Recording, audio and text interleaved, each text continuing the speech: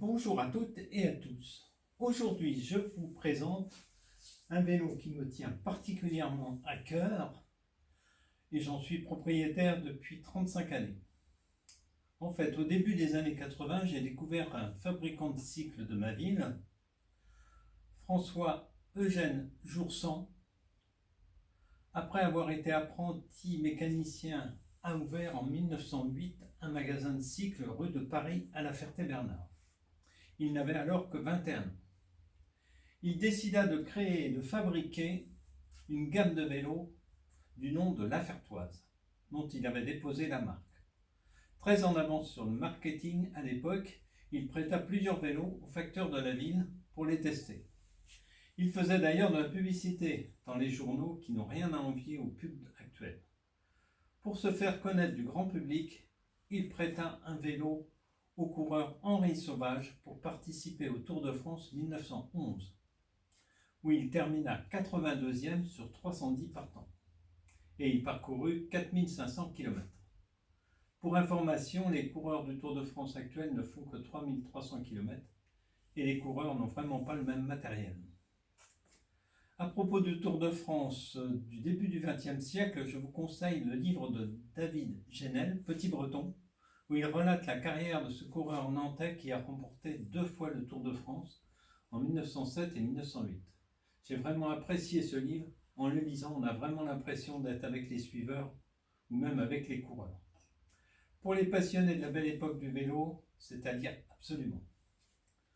Pour revenir au vélo La Fertoise de François-Eugène Joursan, au début des années 80, j'ai eu la chance de rencontrer sa fille, qui avait plus de 75 ans à l'époque, et lui en demandait plus sur la carrière du fabricant de cycles. Elle m'a reçu agréablement et était très heureuse que je m'intéresse au vélo de son papa. Celui-ci est donc un modèle sport de 1910 que j'ai acheté à la fin des années 80. Il possède un cadre acier et n'a qu'un seul plateau et une seule vitesse à l'arrière. Le frein est un Tourist 1914 qui a été rajouté ensuite. Les jantes sont des Trébor et le pédalier est un Joursan. Il y a le J de Joursan découpé à l'intérieur du plateau. Les poignées sont en bois et la selle en cuir. Il pèse 13,5 kg. À ma connaissance, il ne reste que 3 vélos La Fertoise. Celui qui a participé au Tour de France, le numéro 393, restauré durant la retraite de M. Joursan.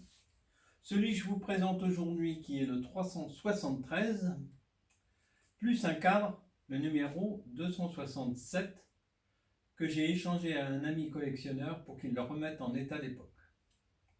Après avoir commercialisé quelques autos en plus des vélos, il faut dire qu'à l'époque, les magasins de cycles vendaient également les autos, les machines à coudre et les moulins à café.